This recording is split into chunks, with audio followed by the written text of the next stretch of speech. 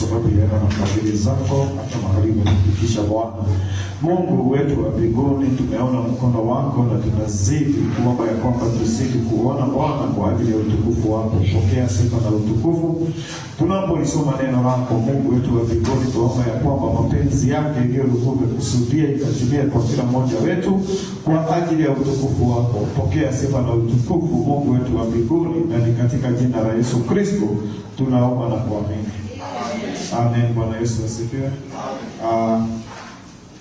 Kuna topic ambayo tulianza last week, allowing Jesus in our lives. Bwana Yesu asifiwe. Amen. Na tuliposema ya kwamba allowing Jesus in our lives, tulikuwa tunaangalia the book of Ruth, chapter 14-26. Na tuliweza kuangalia mambo wa kadha wa kadha. Ya kwamba wakati Yesu alipokutana na watu wakiongea maneno wakiwa kwa njia, na tulisema ya kwamba walikuwa wanamjua lakini hawamtambui yeye. Walikuwa wanapeana hadithi, huyu mtu, huyu Kristo alifanya, imeenda, imekuwa, na yeye hakukuwa wanamuelewa. Na tulifika mahali tukasema ya kwamba shida moja kubwa ni ya kwamba wakati ambapo tunapomjua Mungu lakini hatuna personal relationship na yeye, sisi tunaweza peana hadithi yake, alifufua, akafanya, na watu wengi wako na mambo ambayo wanajua lakini hawajaikubalisha iweze kupenya ndani ya mioyo yao. Na Yesu hiyo katika hiyo kitabu ya Ruth, kuna kitu alikuwa anataka atufundishe zaidi, kwa sababu watu hawa walikuwa na mambo mengi wakisema ya kwamba ati atakuja kuokoa Israeli, lakini sio ukombozi ule ambao alikuwa umekusudiwa. Haja yao kubwa ilikuwa ya kwamba wana wa Israeli waondolewe ama wafunguliwe kutoka mateka ya nchi iliyokuwa imewakolonize. Na ningetaka ufikiri, wakati mwingi tunaposema ya kwamba sisi tunataka freedom, ni freedom aina gani? Is it a physical? Hicho ni kitu ambacho kitakaa. Na watu wengi kazi wanayo shida wakibishania ni kama hao watu ambao walikuwa wanaongea maneno ya Yesu, lakini hawajui ya kwamba yeye alikuja kwa sababu ya mambo spiritual. Siku ya leo ningetaka tuangalie katika 2 Corinthians chapter 9.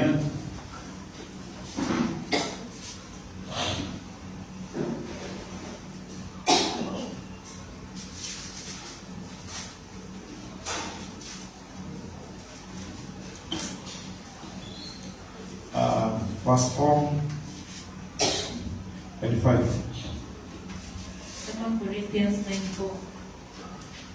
Live happily if they of Macedonia came with me and find you unprepared. We, into bracket, that we say not he should be ashamed in this same confident boasting.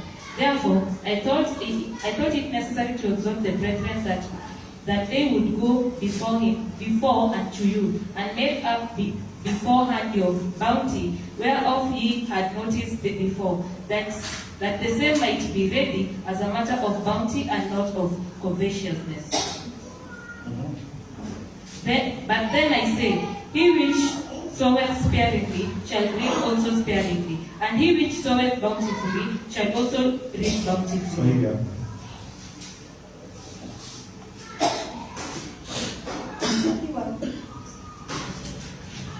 Kusudi wakija wa Makedonia pamoja nami na kuwakuta hamjawa tayari, tusije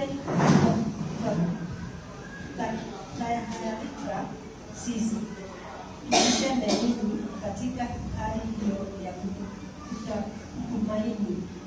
Basi naliona ya kuwa ni lazima niwaone ndugu hawa watakulia kufika kwenu na kutengeneza mapema karama yenu mlioahidi tangu zamani, ili iwe tayari, na hivi iwe kama kipawa, wala si kama kitu kitolewasho kwa unyimifu.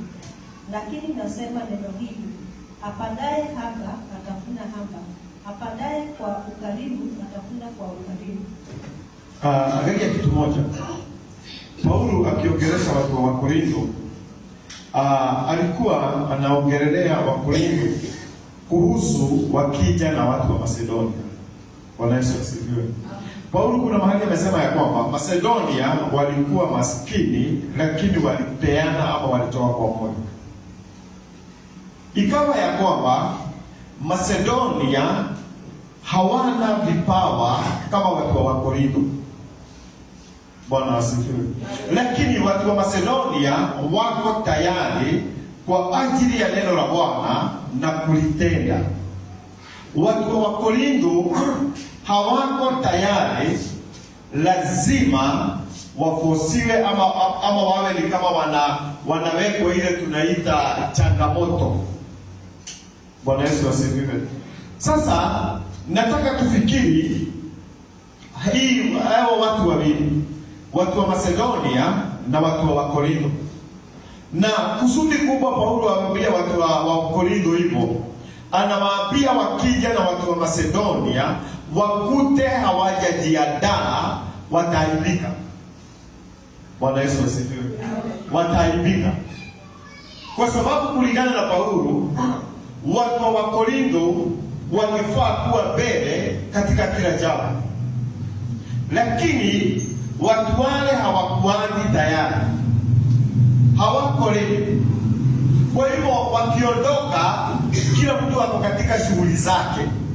Wakisikia Paulo anarudi ama mitume wanarudi, tena wanakimbia. Wanaanza kufanya mambo in order.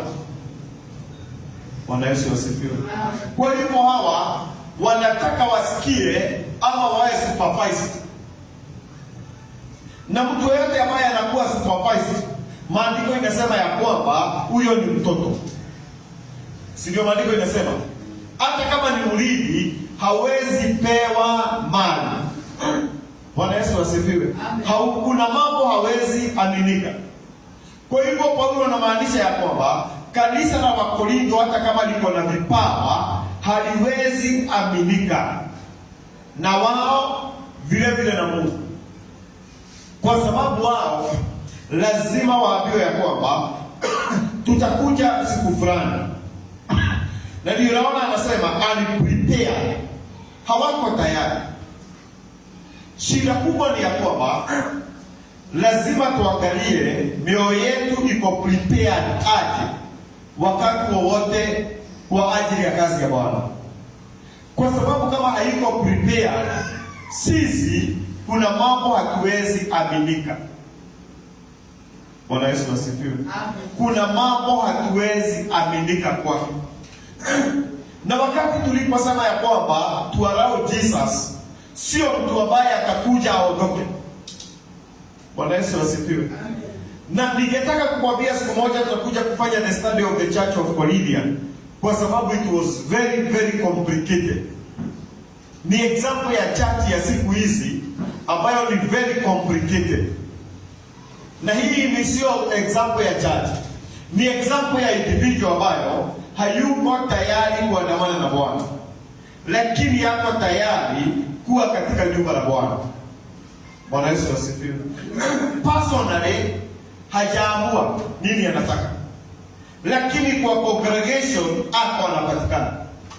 Na hii kanisa wa Korintho ilikuwa na watu ambao hawakuwa prepared for anything. Hawakuwa prepared. Na ndio ukiangalia vizuri ukisoma, ni kanisa ambayo Paulo anaielezea kwa njia ambayo ni kama very complicated in life. Na sasa kwa Paulo anapoongea, nataka tuangalie the spiritual part.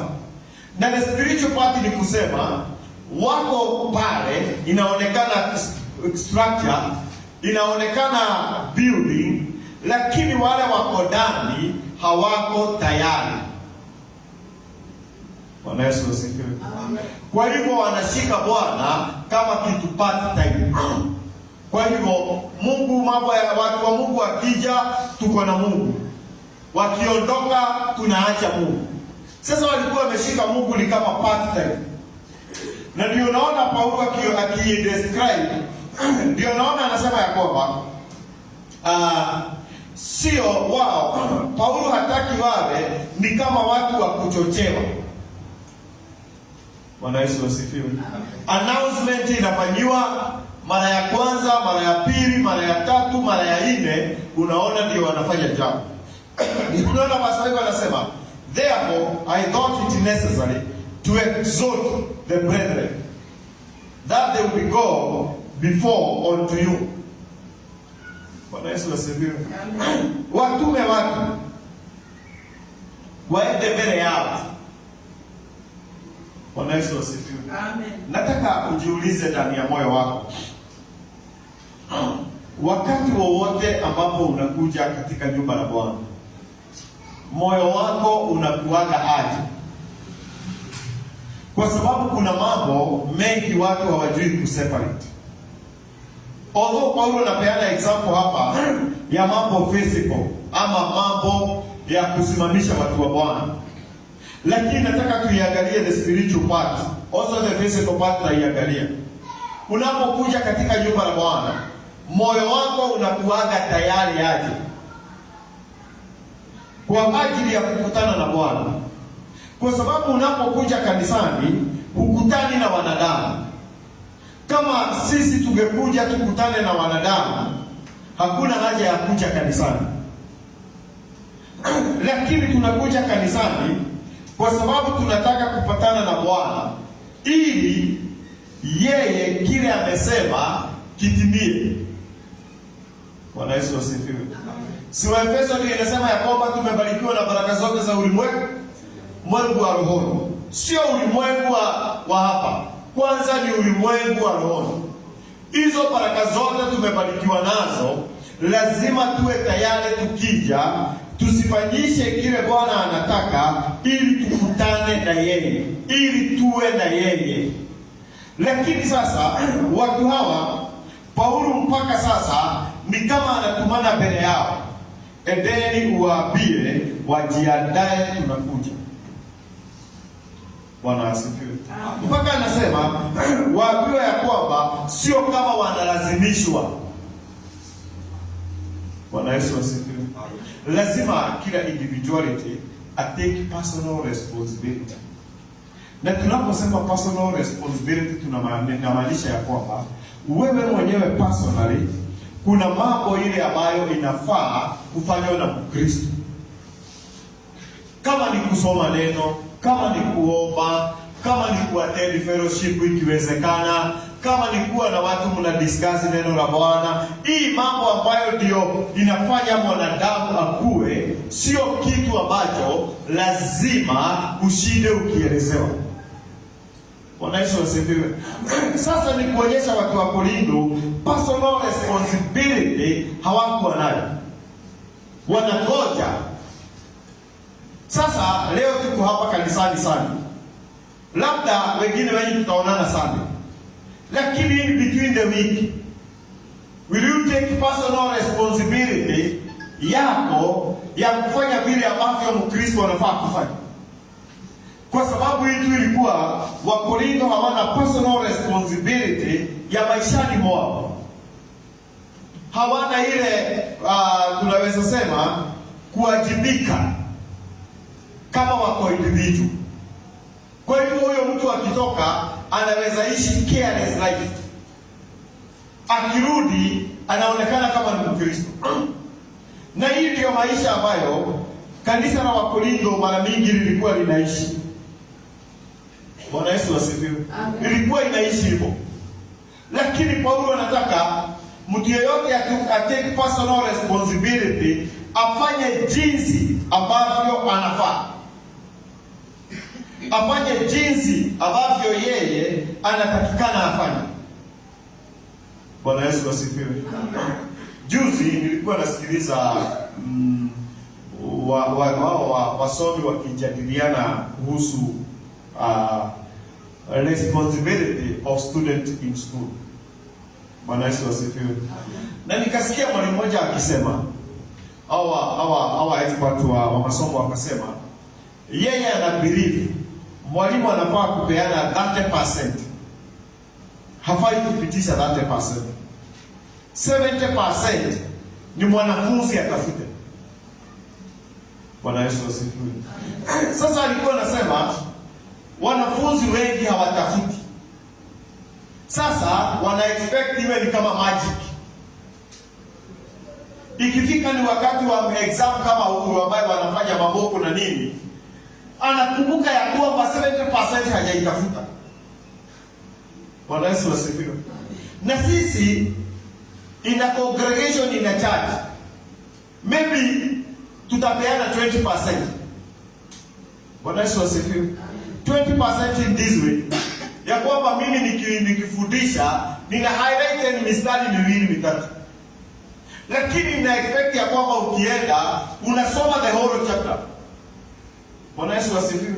Sasa usiposoma itakuwa ya kwamba wewe uelewi tumetoka wapi, tumefika wapi na tunaenda wapi.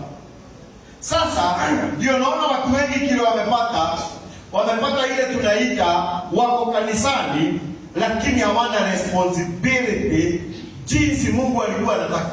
Sio mwanadamu anataka, ni Mungu. Bwana Yesu asifiwe. Kwa sababu kuna responsibility as a pastor na kuna responsibility yako as an individual. Bwana ni Yesu. Tunaelewa? Na kila mtu anafaa kuangalia mimi yangu imefika wapi, responsibility yangu nimeifanya aje. Ndio naona Paulo anazidi kusema ya kwamba atakaye panda hapa atafuna hapa, kwa sababu inategemea moyo wako umeiweka aje na ni nini unataka kufuna. Na Yesu akapeana mifano ya shamba, akasema na mpanzi alienda kupanda, akapanda mbegu, zingine zikaanguka kwa njia, zingine zikaanguka kwa miba, zingine zikaanguka kwa mawe, na zingine zikaanguka katika udongo uliomkuwa mnono. Alikuwa anamaanisha ya kwamba sisi ndiye udongo ama shamba. Bwana Yesu asifiwe. Na lazima ujiulize, mimi shamba yangu leo ni nini ninapanda? Kwa sababu lazima tu differentiate personality na the spiritual part. Bwana ni Yesu. Bwana Yesu asifiwe. Na watu wengi hawajuagi ku differentiate the two. Personality ni jinsi mimi niko, jinsi nimelelewa, jinsi nimekuwa. Bwana Yesu asifiwe. Na personality inafaa iwe influenced na the spiritual part ili ibadilike nifanane na Bwana. Anaposema we are new creature, alimaanisha ya kwamba kuna mambo tumetupa na kuna mambo tumechukua ili tufanane na yeye. Sasa wakati ambapo Paulo anasema kuwa to allow Jesus in our lives, ni kusema mimi nimepanda ya kwamba nimepanda mambo ya rohoni, nikiwa nimepanda kwa wingi ili nifune kwa wingi. Bwana asifiwe. Amen. Nimepanda neno la Bwana, nimelisoma, nimefanya study, nimesikiliza, nimefanya research. After all that, hayo mambo yote, baada ya kufanya, sasa ninagoja nifune mambo ya kiroho kwa wingi. Bwana Yesu asifiwe. Nifune maneno ya kiroho kwa wingi. Lakini kila mtu, ndio naona Paulo anasema every man according as he purpose in his heart. Verse 7. Every man according as he purpose in his heart. So let him give, not gradually or of necessity, for God love a cheerful giver. Bwana Yesu asifiwe. Kila mtu afanye jinsi ambavyo moyo wake wamsukuma. Bwana Yesu asifiwe. Moyo wake wampeleka. Moyo wake uko tayari aje afanye nini? Kwa sababu watu wengi wanaweza fanya mambo iwe haijatokana na moyo, iwe imetokana kwa sababu ya ile kitu ambacho walisikia na watu wengine. Yesu asifiwe. Kuna shida moja inatokea. Watu wengi wanauliza, na hii ndio shida kubwa ambayo imeshika watu. Watu wengi wanauliza, ukisikiliza watu wanauliza kama maswali mawili matatu. Jambo la kwanza wanauliza, ni kanisa gani ambayo inatembea na miujiza? Bwana Yesu asifiwe. Hiyo question inaulizwa, it's very risky. Very risky katika maisha watu hawajui. Kwa sababu mtu anaenda ateuobewa muujiza ufanyike, lakini wewe hutaki kutoka pale na kitu chochote ambacho kitafanya ukue katika the spiritual part. Bwana Yesu asifiwe. That's part number one.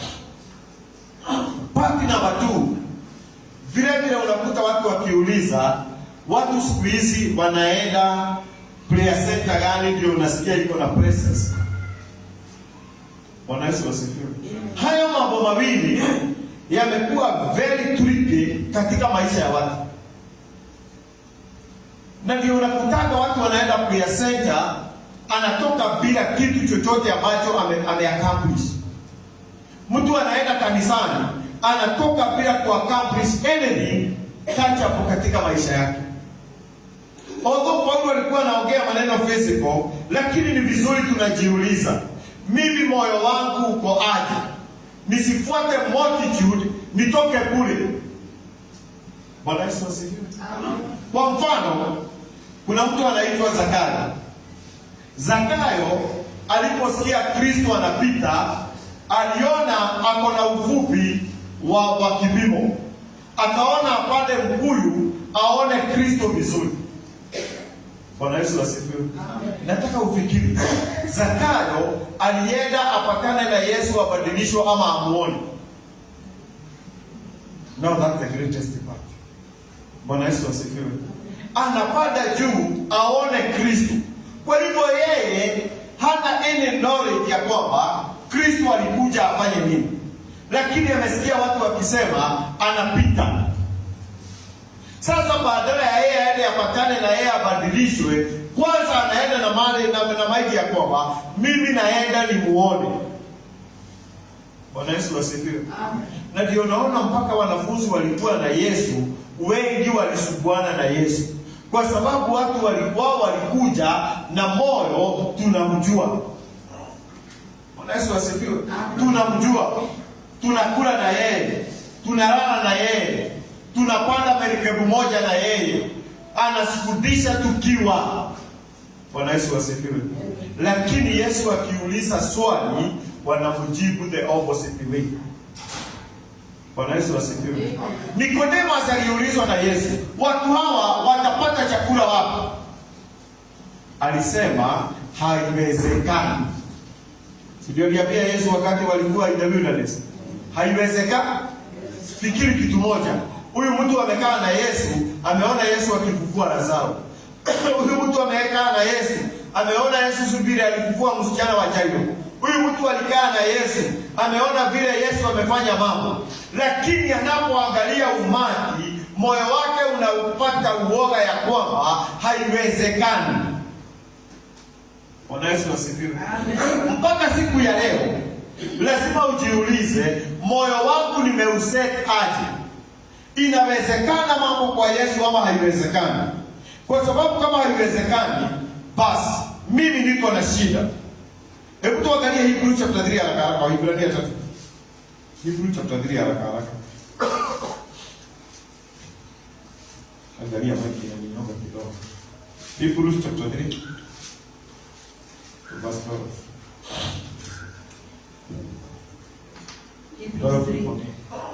Hebrews 3:12.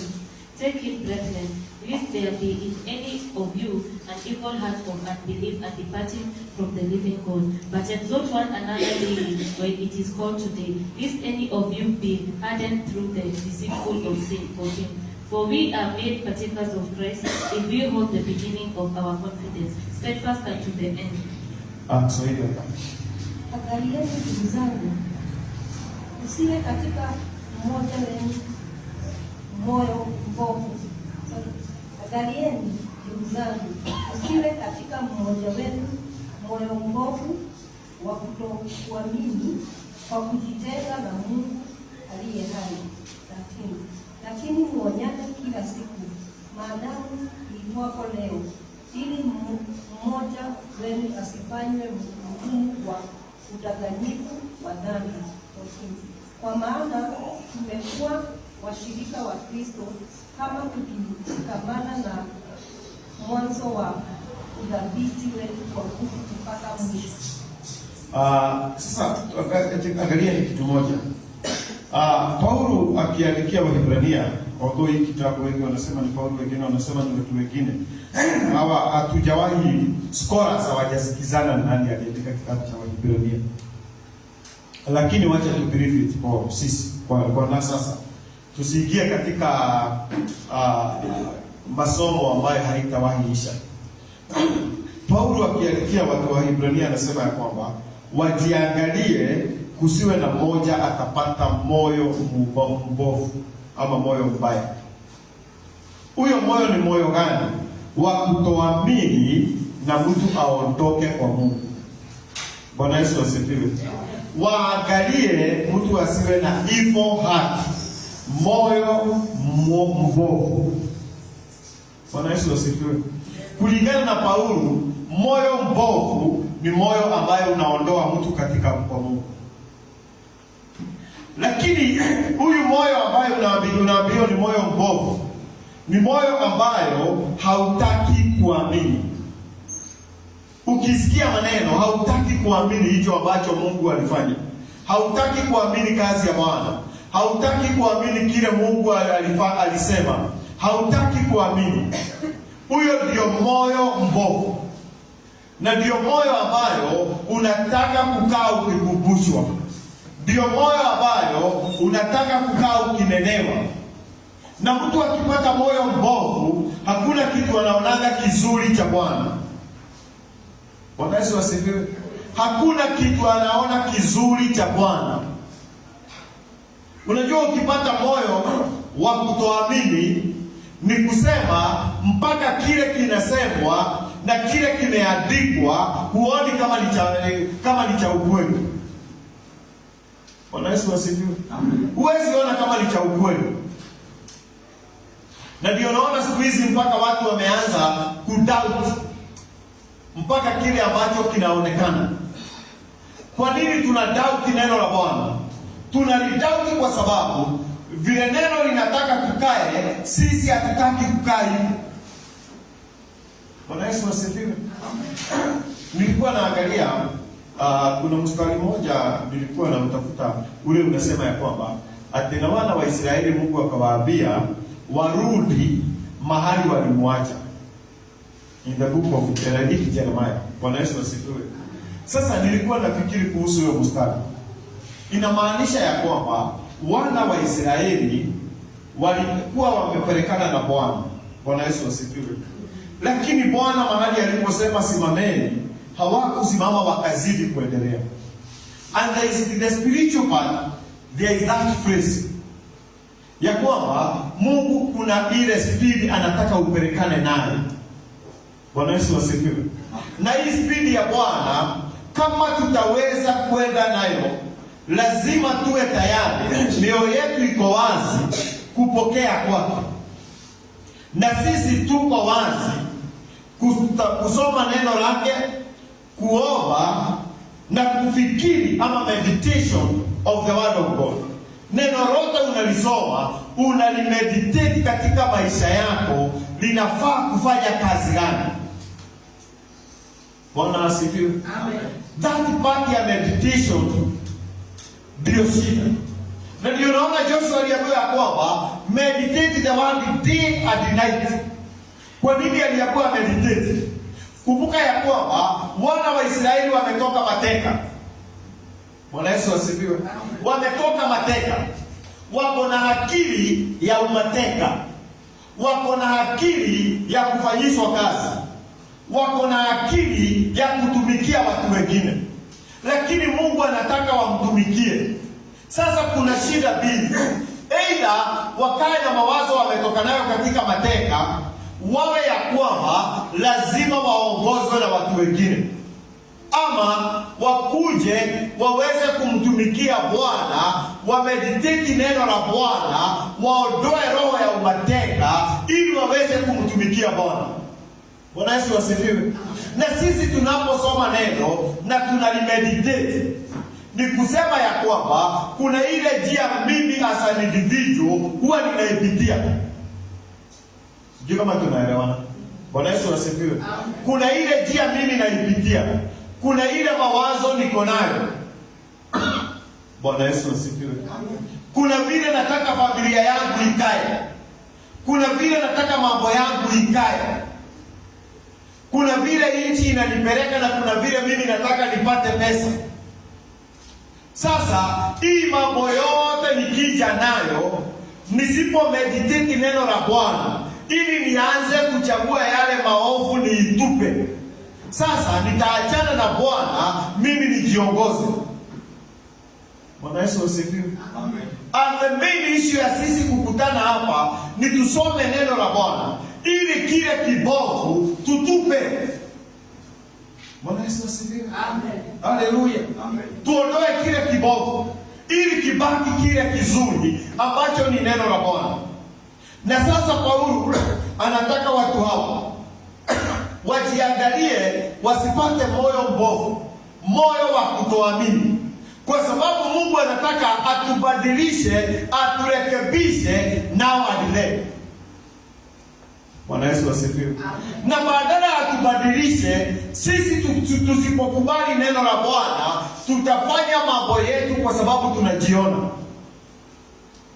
Mwadhani ya Roho. Ndio kama tuko pamoja. Tutafanya mambo yetu. Bwana Yesu asifiwe. Na each and every individual ako na uwezo wa kufanya mambo yake. Bwana asifiwe. If that chance come, uko na uwezo wa kufanya mambo yako. Daudi walipokuwa watu wengine wako vitani, yeye alitoka vitani akarudi kupumzika katika palace. Siku moja akitembea huko juu akaona mwanamke akioga. Bwana Yesu asifiwe. Akachungulia kwa sababu ameondoka katika vitani. Alipomchungulia mara ya kwanza akaondoka. Alipomuona mara ya pili akaondoka. Alipomuona mara ya tatu alisema niletewe huyu. Kwa sababu ndani ya moyo wake ameondoka vitani, ameenda starehe. Bwana Yesu asifiwe. Hiyo starehe Daudi alienda, hata sisi tunaitafuta katika ulimwengu wa rohoni. Ya kwamba nisome neno la Bwana lakini nisikubali hilo neno 100%. Kuna kapasiti sitaki. Nataka hii niachiwe. Nataka hii nibaki nayo. Ikawa ya kwamba watu hawa wanapopata roho ya unbelieving, wanaanza kudepart from the living God. Mtu anakuwa ya kwamba wewe personally sasa ni wewe unajiongoza. Bwana Yesu asifiwe. Ndio naona Paulo akiongelesha Wahibrania hataki wawe na that part. Hiyo part ndio ilikuwa shida. Kwa sababu hiyo part wakiachilia iwe itawasumbua. Itakuwa ni wao. Na ndio naona anakuwa ya kwamba but exhort one another daily. Lakini kila siku mnaonyana, mnawekana nguvu. Bwana Yesu asifiwe. Kwa hivyo kama ni uwezo wa Mungu, tunafaa kulingana na Paulo, tunakutana kila siku. Watu wanakuwa na fellowship every day. Si anasema daily. Bwana Yesu asifiwe. Hajasema weekly, every day. Mwadhani ya Roho. Bwana Yesu asifiwe. Hebu nimwambie, unaona mambo mengine inatokeaga kanisani. Huyo mtu amekaa wiki 2-3 bila kwenda kanisani ni mtu hatari. In the spiritual realm ni kama mtu ambaye tunaweza sema ni hawa watu ambaye ni kama Al-Shabaab wa kiroho. Hakuna kitu hawezi fanya.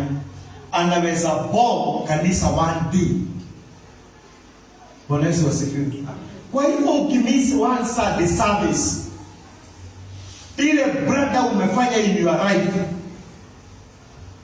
in the spiritual realm, wewe ni kama Al-Shabaab. Unaweza bomb kanisa kama hii. Bwana Yesu asifiwe. Utakuja tu na watu. Hiyo neno watu wakisikiliza unawafanya waoze wote. Unaoza, watu wanaoza. Bwana Yesu asifiwe. Haleluya. Watu hata watu wafanyani waoze kwa sababu ya mambo mengi. Very slight things ndio inafanya watu waoze. Unasikia huyu ametoka na maneno. Oh, pande hii hata nilisikia tunaenda State House. Huyu naye anakuja anakuambia pande hii hata kuna mtu ambaye anapeana 5,500 pale. Sasa wewe ulikuwa sasa unaambia Bwana nataka nipatane na wewe. Ukisikia 5,000 kichwa inapata wazimu. Bwana Yesu asifiwe.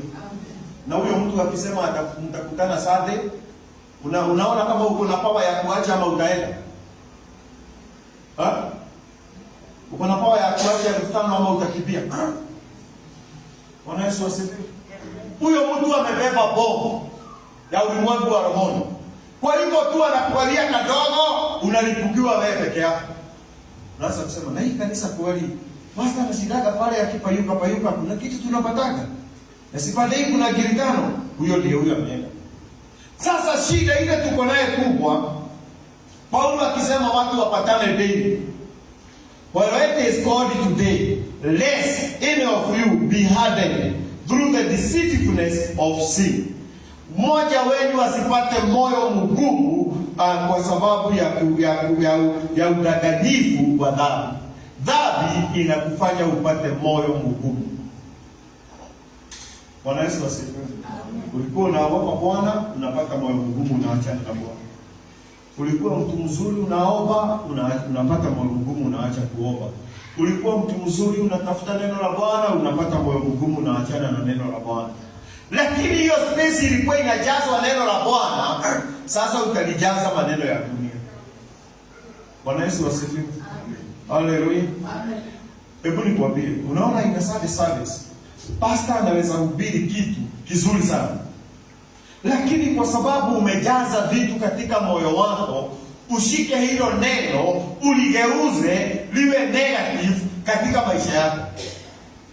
Unaanza kusema ni nini? Kwa sababu moyo wako vile umeusete, umekuwa mgumu kwa sababu ya udanganyifu wa dhambi. Bwana Yesu asifiwe. Udanganyifu wa dhambi. Mwana ni agosho. Udanganyifu wa dhambi. Kwa mfano, wale walikuwa ambaye ni apostles. Apostles kuna kitu moja ilifanyika. Wakati Yesu alipoondoka, aliwaambia tukutane Yerusalemu. Alikaa 40 days. Bwana Yesu asifiwe. Yesu alikuwa na expect mitume wakae mahali pamoja, waombe, wasitafute neno ili akija apatane na wao. Bwana Yesu asifiwe. Apatane na wao. Lakini wao walipata moyo mgumu. Moyo mgani? Walipata moyo wa kuambiana ya kwamba huyu mtu amekaa, wache turudi tukafue. Bwana Yesu asifiwe.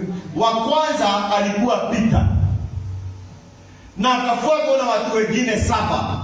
Kwa hivyo zaidi ya nusu walirudi kufua. Uliza jirani, leo ni nini unafua?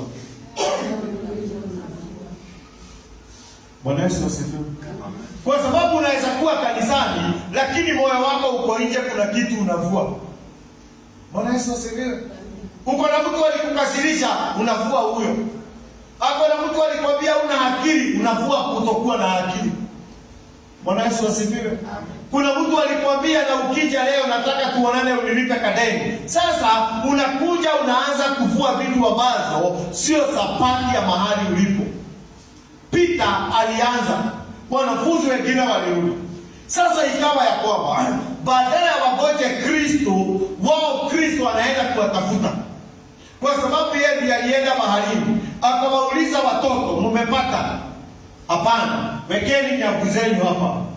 Peter alipomjua akakumbuka akasema, tumelala hapa usiku mzima, lakini kwa sababu ya neno lako. Alipo realize walirudi tena. Bwana Yesu asifiwe. Sisi leo kuna mambo mengi ambayo inafanya tufue mambo kwa sababu ya moyo mgumu. Bwana Yesu asifiwe. Ya moyo mgumu. Bwana ni agosho. Sasa nilikuwa leo nafikiri watoto hao walikuwa hapa, mpaka huyu wetu walikuwa hapa. Yeye alikuwa very serious na cartoon. Hata wengine walikuwa pale nyuma, nilikuwa sio, niliona wanaona cartoon na wako very serious. Bwana Yesu asifiwe.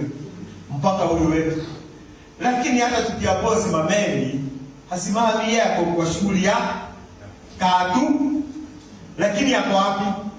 Ukimuuliza alikuwa wapi? Lakini alikuwa na sisi ama alikuwa peke yake? Peke yake kwa? Uliza jirani, uko peke yako ama tuko pamoja? Unajua unaweza kuwa peke yako. Akili yako uko peke yako, uko na mambo yako unauda saa hii. Mwanzo ni agosho. Ndio wale mmoja wakati zaidi na akili zake ziko Amerika. Ama sio rahisi?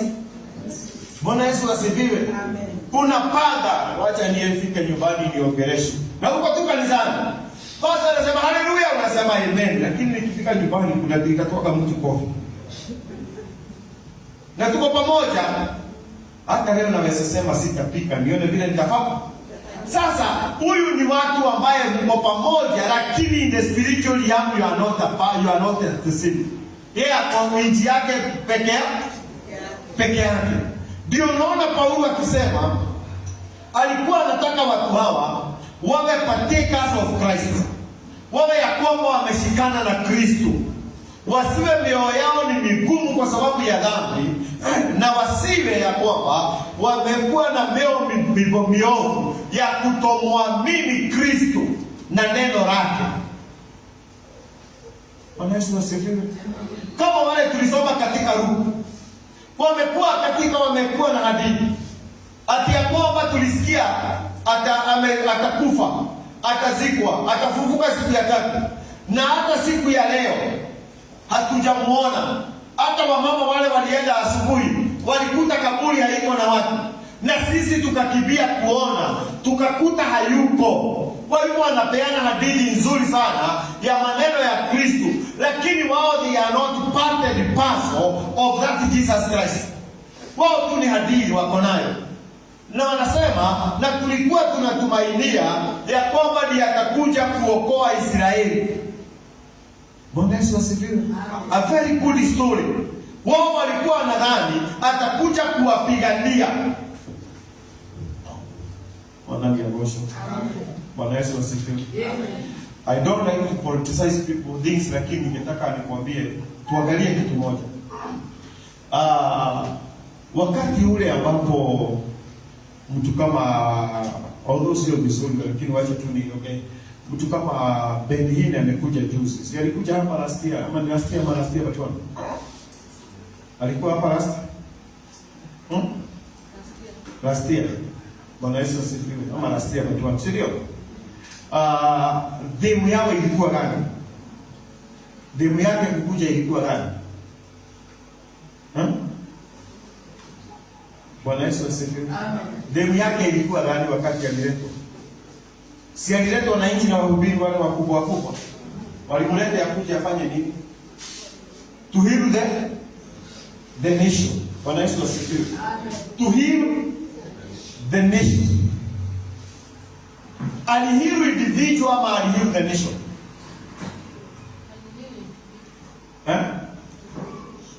Hebu angalia. Ni nini kimetendeka katika ile spiritual realm? Anything ambayo ilikuwa ya maana.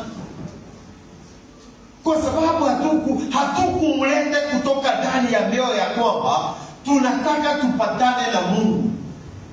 Tulimleta kwa sababu we are who we are. Bwana Yesu asifiwe. We are who we are. Sasa shida ikawa ya kwamba wakati alikuja mara ya kwanza, watu wengi walienda kuliko wakati wa watu wa wakati huu, na watu walienda na moyo ya kwamba nataka nipatane na Mungu wa Ben Hinn. Bwana Yesu asifiwe. Haleluya. Wakati alikuwa Nairobi University, hiyo crowd yao. Bwana Yesu asifiwe. This time tumemlete kwa sababu ya able. Angalia the difference. Mtu mmoja si ngapi? Mbili. Bwana Yesu asifiwe. Mtu mmoja si mbili. Alipokuja this time, kwa sababu tumemleta, tuko na uwezo na tumeshikana, wale tunajuana sisi, we are the fathers of the country, na nchi president na mke wake wanatubaka, wanatupea pesa yote tunataka. Kwa hivyo tulimlete kwa sababu tuko na uwezo. Bwana Yesu asifiwe. Wakati wa kwanza alikuta watu hawana uwezo, lakini wako na moyo wa kupatana na Mungu wake. Bwana Yesu asifiwe. Na kuna wakati alitoa testimony akasema aliona Mungu wa Catherine Kuhlman. Mama alikuwa anaitwa Catherine Kuhlman, ambaye Benini alisema aliona huyo mama, alikuwa anaona mtu ako na kansa anaichuna inaondoka, akatamani Mungu wa huyo mtu. Bwana Yesu asifiwe. Hakutamani kitu kingine chochote, alitamani Mungu wa huyo mtu, akae na huyo Mungu. Bwana Yesu asifiwe. Sasa na sisi lazima tujiulize, ninapokuwa mahali daily, ninaposema I'm a partaker of Jesus Christ, nimemkubali ndani ya moyo ama nimemkubali kwa sababu niko among the congregations? Bwana Yesu asifiwe. Niko among the congregation ama nimemkubali na moyo? Kwa sababu mtu akukubali kitu na moyo ni mtu ambaye amekubali uwezo, nguvu, mamlaka na akili za huyo mtu ambaye amekubali kuwa katika watu. Bwana Yesu asifiwe. Mpaka mawazo yako uitupe, uchukue ile mawazo ya yule mtu umekubali kuwa katika watu. Ndio naona Paulo anasema ya kwamba for we are made partakers of Christ if we hold the beginning of our confidence steadfast unto the end. Tukishikilia kile tulikuwa nacho cha mwanzo tuliposikia salvation, tulikuja tupatane na Bwana, tukishikilia huyo Mungu tulipomsikia wa kwanza, tusigeuke, tusibadilike, tusiyubayube, tukishikilia hapo tutakuwa pateka wa Jesus Christ. Bwana Yesu asifiwe. Haleluya. Katikati usiangalie upande. Katikati usilete mawazo ingine. Katikati usione another advantage unaweza take kwa sababu ya huyu mtu ambaye umechukua pateka wake. Bwana Yesu asifiwe. Haleluya. Kwa sababu kuwa pateka ni kusema mimi katika suffering zake, katika utajiri wake, katika kila kitu yake, nimeipea nafasi in my life. Bwana Yesu asifiwe. Nimeipea nafasi in my life. Sasa alikuwa anataka watu wa Ibrania wasichukue mambo vile wanaona, lakini wampee Yesu Kristo part and parcel ya kile ambacho yeye anafanya. Kwa hivyo kama Kristo anataka kufanya kitu, unafanya. Bwana asifiwe. Kama anataka uende pande hii, unaenda. Bwana asifiwe. Na ndio naona verse 15 anasema, for it is said, today if you will hear the voice, harden not your heart. Siku ya leo ukisikia sauti yake, usifanye moyo wako kuwa mgumu, as in the provocation, kama zile siku mababa zetu walikasirisha Bwana ama walimchokoza. Bwana Yesu asifiwe. Kwa hivyo ukishikilia Kristo alafu uanze kumwachilia, ni kama unamchokoza. Bwana Yesu asifiwe. Ukiwa pateka wake, ukubali usipate moyo mgumu, iwe ni kama umeanza kukuprovoke. Bwana Yesu asifiwe. Hebu tuangalie katika 1 John chapter 4 haraka. First John, ile Yohana iko pale, barua ya Yohana.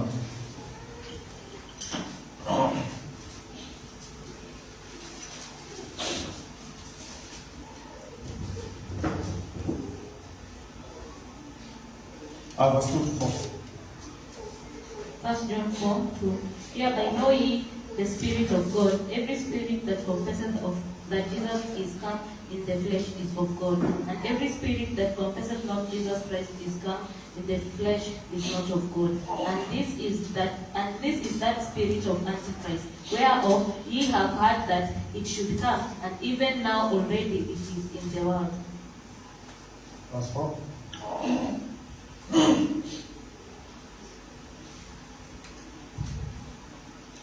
Verse 4.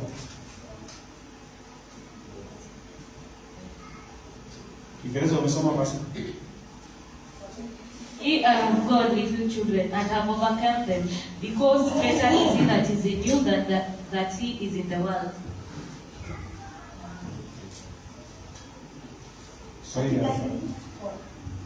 Katika hili wamjua Roho wa Mungu, kila roho iliyo kwamba Yesu Kristo amekuja katika mwili yatokana na Mungu, na kila roho isiyomkiri Yesu haitokani na Mungu.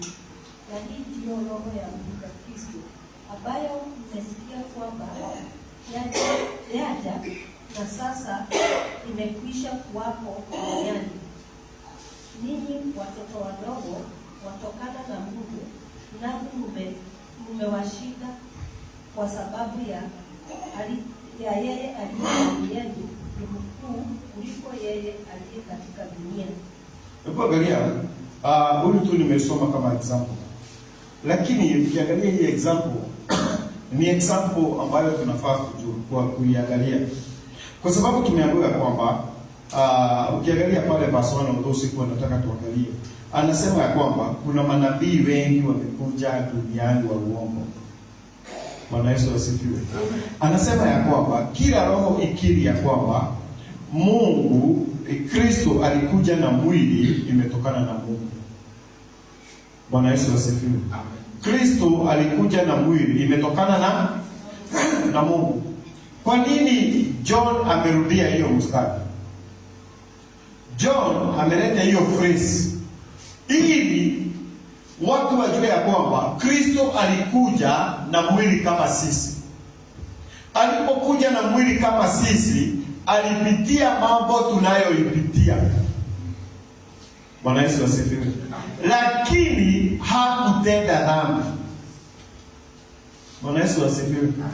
Ili mimi na wewe tujue ya kwamba tukimkubali tunaweza kaa tukiwa watu ambao ni watakatifu. Bwana Yesu asifiwe. Kuamini jinsi hata yeye vile aliamini wakati alikuwa wapi? Hapa ulimwenguni. Kwa sababu tukisema mtu wako na mwili hawezi kaa bila kufanya, basi sisi ni kama tunasema Kristo hakuja katika mwili. Bwana ni Yesu. Amen. Ile tuko ndio mwiga mundu wena mwili na dhaka. Bwana Yesu asifiwe. Amen. Huyo mtu anajijustify kile anafanya.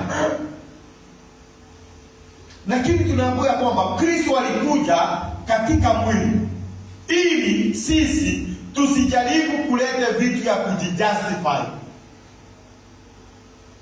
Bwana Yesu asifiwe. Amen. Tusijaribu kuleta kitu ya kujijustify. Bwana ni Yesu. Amen. Unajua na stakagi kuongea sana kwa sababu hao watu wadogo wanaweza saa zingine kasirika. Lakini ukisikia mtu akikwambia uni understand, Bwana Yesu asifiwe. Ushawahi sikiliza mtoto akikwambia uni understand? Bwana ni Yesu. Amen. Saa hii hebu tuongee ukweli. Saa hii maisani akiniambia simu understand. Bwana Yesu asifiwe. Nimeanguka kutoka mbinguni ama nimezaliwa nikalelewa hapa duniani? Nimelelewa hapa ama sijalelewa? Lakini akiniambia simu understand ni short ananiambia aje?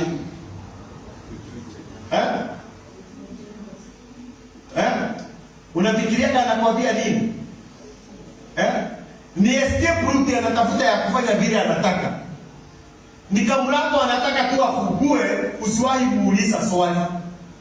Juu kama unafikiriaga hivyo kama mimi. Unafikiriaga hivyo kama mimi? Bwana Yesu asifiwe. Amen. Anataka hiyo kamlango kafunguke na usiwahi kakafunga. Ndio nasikiaga akikwambia wewe ni understand. Na kila wakati reporter yao wanasema uni understand. Bwana Yesu asifiwe. Kwa sababu anataka kukuambia siku zenu hazikuwa na mambo kama ile iko siku zetu. Hapo sijakataa, haikuwa sawa. Lakini hiyo mambo umelete, ni mambo imekuwa ama ni mambo imetoka nje? Bwana Yesu asifiwe. Na ndio unaona watu wengi tukisema, hata sisi watu wakisema mudo ta mudo, ukisikia mtu akikwambia mudo ta mudo, achana naye. Huyo mtu kuna mahali anataka tu mwache space yake. Bwana Yesu asifiwe. Amen. Si unajua mtu wako na nyama na damu. Huyo mtu kuna ka space anatafuta. Lakini John anatuambia kwamba Kristo alikuja na nyama na damu katika the flesh. Bwana Yesu asifiwe. Na anasema every spirit that confess not that Jesus Christ is come in the flesh is not of God. Na kila roho wajaribu kusema Yesu hakukuja katika mwili, sio roho wa Mungu. Huyo ni roho mwingine mgeni. Bwana Yesu asifiwe. Kwa sababu ni roho unataka kujijustify na kile unafanya. Bwana Yesu asifiwe. Unataka kujijustify na kile huyo mtu akawe na space ya kufanya vile anataka. Kwa hivyo John alikuwa anatuambia sisi tujue huyo roho ni wa Bwana. Bwana Yesu asifiwe. Ili nami nijue ya kwamba nikubali kusema hivyo ili nisiigiwe na roho ingine ngeni. Kwa hivyo nikikubali nitatafuta nyayo na njia na kumfuata Kristo vile alikaa. Bwana Yesu asifiwe. Vile alikaa. Na Paulo mahali pengine amesema imitate me as I imitate Jesus Christ. Bwana Yesu asifiwe. Alikuwa watu wanataka wamuimitate vile anaimitate Jesus Christ. Kwa hivyo tukikubali Kristo alikuja na mwili, sisi tutamuimitate. Bwana Yesu asifiwe. Tutamuimitate ya kwamba kuna vile tutakaa kama yeye. Na watu wengi John alikuwa anatetea sisi tusikubali hiyo roho kwa sababu hatutaimitate Jesus Christ. Bwana Yesu asifiwe. Tutakuwa nje. Bwana ni aroso. Bwana Yesu asifiwe. Haleluya. Sasa hii hata mwalimu, na tuko na mwalimu hapa, mgomo unaongozwa na watoto kama watatu. One idea inatoka na watoto kama watatu. Moja, wawili, watatu. Bwana Yesu asifiwe. Hawakuagi wengi. Moja, wawili, watatu. Bwana Yesu asifiwe. Na wanafuatwa na wanafunzi 2,000. Bwana ni aroso. Mimi na wewe tukikubali idea ya kwamba tuondoe Jesus Christ alikuja katika mwili tuimitate, mwishowe tutaimitate Shetani. Bwana Yesu asifiwe. Mwishowe utaimitate Shetani na uko katika nyumba la Bwana. Bwana Yesu asifiwe. Kwa sababu ikiwa mtu mmoja, wawili, watatu wanafanya watu 2,000 wawafuate, mwishowe utaimitate Shetani. Bwana ni aroso. Kuna mahali my daughter alikuwa anasoma. One individual, msichana mmoja, alikusanya watoto wasichana wengine 4, 5. Bwana Yesu asifiwe. Wakainfluence mwalimu akawekwa kwa mfuko mmoja. My daughter walilala nje na walitembea mguu kama kilomita 10. Moja tu alifanya mgomo ikue. Na sasa kwa sababu ameinfluence mpaka mwalimu, sasa mambo ilichacha. Walilete shida saa 4 ya usiku. Sasa walilala nje kwa kichaka na walitembea almost 10 kilomita mahali wanaweza pata simu ya kupiga. Kwa hivyo walikuwa wanatupigia simu the following day. Tumelala nje shule, tumegoma kuja mtuchukue. The following, just a single, uliza jirani, wewe unaona kama kuna kitu italeta shida ya kutoamini Yesu alikuja katika mwili? A single thought, a single mind, very easy. Bwana Yesu asifiwe. Lakini John anasema ya kwamba you are God's little children and have overcome them, because greater is he that is in you than he that is in the world. Mmeshinda kwa sababu mmekubali yule aliye na uwezo na nguvu awe ndani yenu. Awe ndani yenu, sio nje, awe ndani yenu. Kwanza abadilishe ndani, nje kutabadilika pole pole. Bwana Yesu asifiwe. Ukikubali yule ako na uwezo, yule ako na nguvu, yule ambaye anaweza akae ndani yako, kwanza abadilishe huko ndani. Bwana Yesu asifiwe. Abadilishe huko ndani. Mwangalie Yesu. Bwana Yesu asifiwe. Juzi nilikuwa nasikiliza msichana mmoja alikuwa anatoa testimony. Alikuwa anasema aliolewa at the age of 15 years. Kwa nini aolewe? Mamake walikosana na babake, wakabaki na mamake. Mamake akawa mlevi, akabaki peke yake, yeye ndiye first born, na ameachiwa wasichana mmoja na kijana mmoja, watoto wengine wawili hawaangalia. At the age of 16 akaolewa. Bwana Yesu asifiwe. Alikuwa anakumbuka ameolewa jioni bwanake akikuja. Mchana anaenda kuruka ile inaitwa nini ile kapa. Bwana Yesu asifiwe. Mchana anashinda akiruka nini? Kapa na kucheza ile bikichu.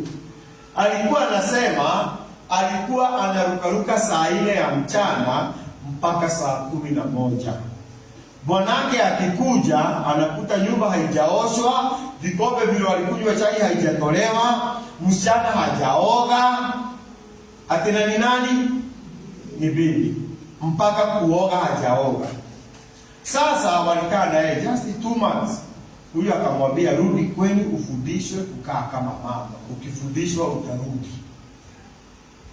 Ukifundishwa utarudi.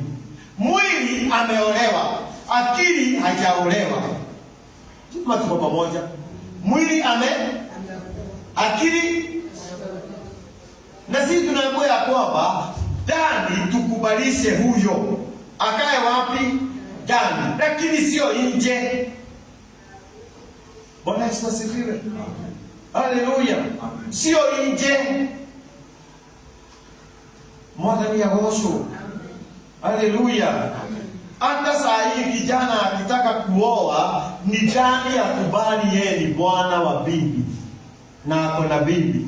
Asipokubali atakuwa anaenda pate, anakuja asubuhi. Akikuta mama anamuuliza, "Kwani nimeoa?" Lazima akubali na sisi tukubali ya kwamba Mungu yule ako na nguvu atumkubalishe akae ndani. Bwana Yesu asifiwe. Akae ndani. Na tukimkubalisha akae ndani, sasa sisi tutaweza kushinda dunia. Bwana Yesu asifiwe. Amen. Kwa sababu tusipomkubalisha akae ndani, sisi tutakaa kama dunia vile imekaa. Ndio kama tunaelewana. Tutakaa kama vile dunia imekaa. Tutalalamika, tutateta, tutafanya, tutaongea kama dunia. Bwana Yesu asifiwe. Kama dunia. Mwadhani ya Yesu. Hebu nikupe example moja. Wakati ambapo Gachagua alikuwa anaongea. Si alikuwa anaongea? Siku moja president akafanya brada akamrudishia. Bwana Yesu asifiwe. Unakumbuka vile huyo mzee alisema, umefanya vizuri, umekuja level tulikuwa tunakugoja. Sasa ni mabisha. Tunaweza tupa ile wana kwa sababu umeteremka kutoka posti yako. Kitusi mkimaliza mlale kwa sababu ameona mahali makosa iliingili. Aliongea neno gapi? Shetani saa hii anakuambia, anakuongelesha. Bwana Yesu asifiwe. Sasa wewe unaenda kanisani na huna pesa. Sasa wewe hiyo neno tu moja anagoja uongee. Akwambia umekuja level yake. Umekuja level. Ulize yule mwingine uko level ya nani sasa? Uko level ya Mungu ama uko level ya dunia? Unajua anagojeaga neno gapi? Agojeaga mawili gapi? Moja tu. Hiyo moja utateremshwa. Hiyo moja atakubishana na wewe. Hiyo moja mtaongeleshana. Hiyo moja utaregereti baadaye. Bwana Yesu asifiwe. Na ndio unaona cheo zingine zinataka a lot of wisdom. Bwana Yesu asifiwe. Si yule akufoma alisema alitoka mpaka Facebook na hizo social media zote alitoka. Aliacha watu waongee na yeye haangalii. Alizitoa kwa phone yake, muongee, ukimaliza kuongea atarudi baada. Kwa sababu anajua one slight mistake inaweza kuteremsha level ya watu. Bwana Yesu asifiwe. One slight mistake inaweza kuteremsha katika level ya ibilisi, tubishane na ibilisi. Bwana Yesu asifiwe. Kwa sababu John anasema aliye ndani yetu ako na nguvu na uwezo kuliko yule ako katika dunia. One slight mistake inaweza fanya turegelee. Siku ya leo nataka tumalize na Luke chapter 17. Tutaangalia kutoka hapo sana. Luke chapter 17 verse 27 to that.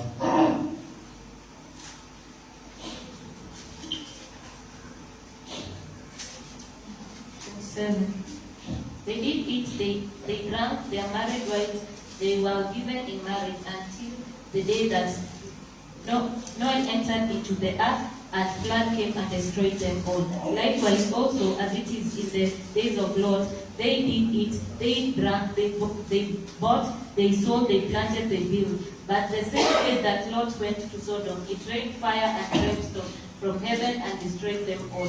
Even thus shall it be in the days when the Son of Man is revealed.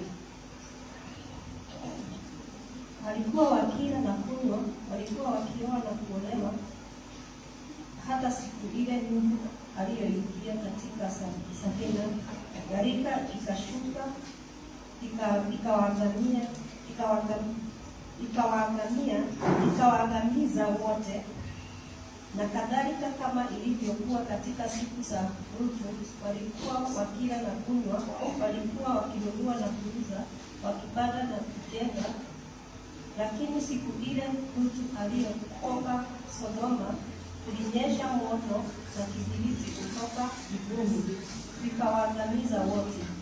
Hivyo ndivyo itakavyokuwa siku ile atakavyofunuliwa Mwana wa Adamu. Hebu angalia hapa ni example tumepewa na Luke.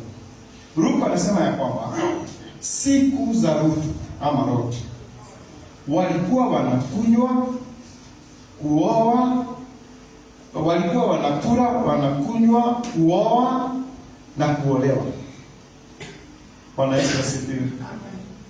Hebu angalia hizo vitu nne: kukula, kukunywa, kuoa na kuolewa.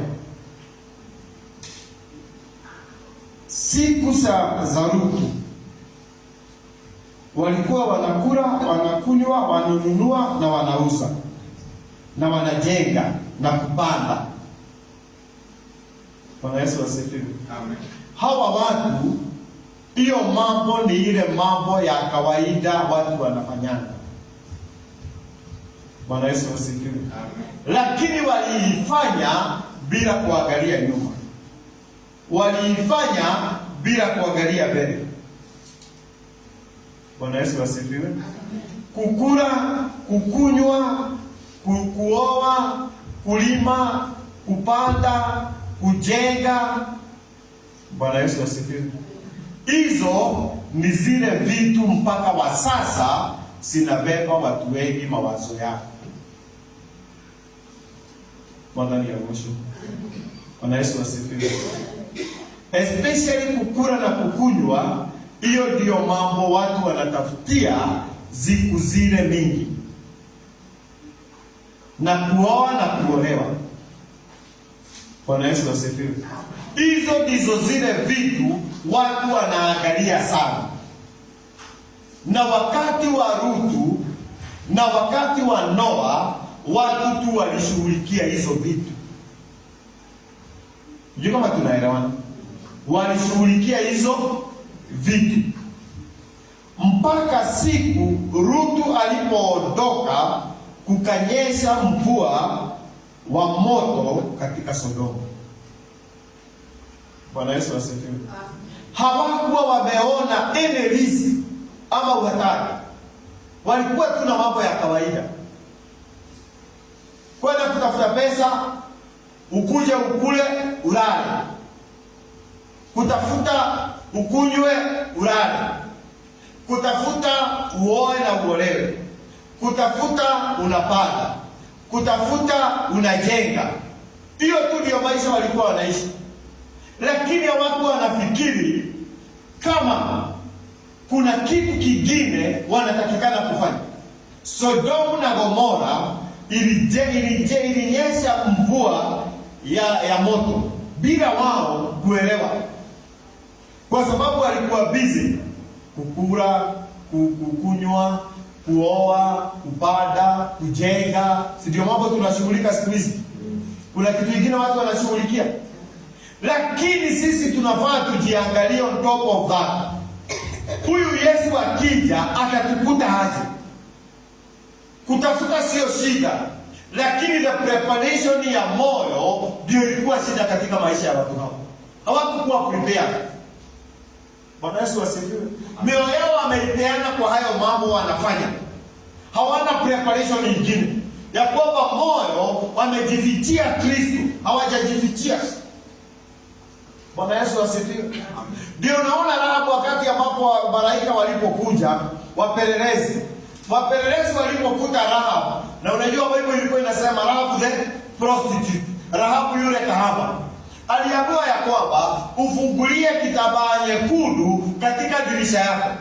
Kwa hivyo Rahabu akiamka alikuwa anaangalia kitambaa, akikula lunch anaangalia kitambaa, akikula sapa anaangalia kitambaa, akienda kulala kwanza anaangalia nini? Kitambaa. Hiyo tu ndio ilikuwa pale, alikuwa anaangalia, kwa sababu aliyekuwa tukiona hiyo kitambaa, hii nyumba hatutaiumiza, na wale watakuwa ndani tutawaacha. Bwana Yesu asifiwe. Sisi kama tunatafuta, wacheni tuwe na siri ya Yesu Kristo ndani ya mioyo yetu. Bwana Yesu asifiwe. Tuwe tumejifichia Yesu Kristo ndani ya mioyo. Tusifanye mambo kama watu hao: kukula, kukunywa, kuoa, kuolewa, kulala, kuamka, kulala, kuamka, wakakutwa na moto. Bwana Yesu asifiwe. Haleluya. Hawakuwa wamejifichia Kristo hata kidogo. Na Rahabu kitu aliangalia sana ni ile kitambaa aliyokuwa angalia. Nafikiri alikuwa tu anakaakaa, anachukulia kama iko. Anaona iko, anapumzika, anasikia kutulia. Anakaakaa, anachukulia kama hii iko. Ukijipata unafanya hayo mambo tumeambiwa, tafadhali jifichie Kristo hata kama unafanya hayo mambo.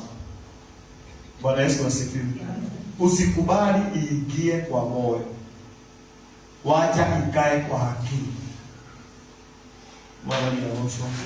Wacha biashara ikae kwa akili, kwa sababu ikiingia kwa moyo utatoa Kristo kwa moyo, utaweka biashara.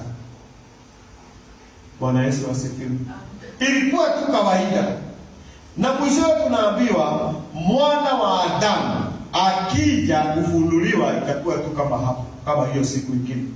Kwa hivyo hata Kristo akija, watu wengi watakuwa katika mambo ya biashara. Bwana Yesu asifiwe. Wapendwa, wacheni tufiche Kristo ndani ya moyo, kwa sababu John inasema, First John inasema aliye ndani yetu ni mkubwa kuliko yule aliye nje. wacheni tumfiche ndani ya mioyo yetu. Nyamiza uso wako mbele za Bwana. Shukuru Bwana, mwambie Bwana akupe uwezo wa kuficha Kristo ndani ya moyo, ili yule aliye mkubwa akae ndani yetu. Kwa sababu tukikosa tukubali yule mdogo akae ndani na yule mkubwa akae nje, tutakutwa tukioa, kuoa na kuolewa na biashara na kukula na kukunywa bila kujiandaa. Ambia Bwana akusaidie. Ambia Bwana akusaidie. Ambia Bwana akusaidie uwe na nafasi ndani ya moyo wako kwa ajili yake. Mwambie akusaidie katika jina la Yesu Kristo. Oh, shukuru Bwana, shukuru Bwana, shukuru Bwana. Shukuru Bwana, shukuru Bwana. Ambia Bwana akusaidie, akusimamishe. Oh, ambia Bwana vile ungetaka katika jina la Yesu Kristo. Shukuru Bwana. Ribo zoko mturomayanda. Mwambie akusaidie ndani ya moyo wako uwe na nafasi yake. Isiwe tu ni kuoa, ni kukula na kunywa na kuoa na kuolewa, kupanda na kuvuna na kujenga. Hiyo mambo iliwapata wao wenyewe, waliisha kwa sababu ya hiyo mambo. Ambia Bwana moyo wako ungetaka kurisafu kwa sababu yake. Na vile John amesema ya kwamba aliye mkuu ako ndani, mwambie ungetaka yeye akae ndani yako katika jina la Yesu Kristo. Ribo zuko ntoromayada. Shukuru Bwana kwa dakika moja mbili. Mwambie akupe nafasi, yeye apate nafasi ndani ya moyo wako, apate nafasi, na akipata nafasi utaweza kushinda. Hata kama unafanya nini, utaweza kuwa na nguvu na uwezo wa kuofakama aliye nje, ambayo ni biashara, ambayo ni kujenga, ambayo ni mambo hayo yako nje. Usikubali kubebe mpaka usahau na kila kitu. Mwambie Bwana ungetaka kusimama kwa ajili ya utukufu wake. Wacheni tushukuru pamoja. Baba, katika jina la Yesu Kristo tunakushukuru na tunakuinua. Tunasema ni asanti kwa sababu ya neno lako Bwana. Mungu wetu wa mbinguni, tunaomba ya kwamba uwe pamoja nasi Bwana. Na kama vile neno lako linatuambia Bwana ya kwamba tukubali aliye mkuu akae ndani, tunaomba ya kwamba tuwe na nafasi, wewe upate nafasi ndani ya mioyo yetu katika jina la Yesu Kristo Bwana. Na Mungu wetu wa mbinguni, zaidi ya yote tutakapofanya mambo ya biashara, kukula na kunywa, kujenga na mambo mengine Bwana, tusaidie Mungu wetu wa mbinguni, tusimame ili tukaweze kufanya mapenzi yako kwa ajili ya utukufu wako.